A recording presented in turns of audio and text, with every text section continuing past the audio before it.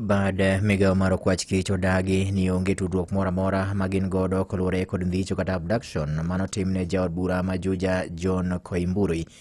Jaod bura no nyone ka indhiyo gi jomoko mabende ok ong'ere malong'o laro mar kanisa moro e kaunti ma Kiambu.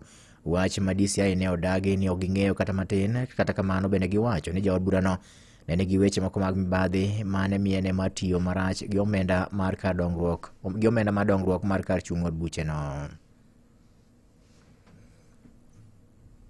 Nao wenye walikuwa nje wakaanza kunigonga. Nikaweza kusikia ni kama nimeganda mkono na nikamwachilia mume wangu mgundu juu nilikuwa nimemshika mguu, so nikaondokea. Nyinyi ndio tunafaa tuwalilie mtupe ulinzi, nyinyi ndio tunafaa kumlilia mtupe mtufiche, lakini nyinyi wenyewe ndio mnaweza kutuangamiza, ndio mnatuangamiza, ndio mnatuharibia maisha, na ili hali tuliwachagua ili muweze kutuongoza na tuweze kuwa na maendeleo mazuri.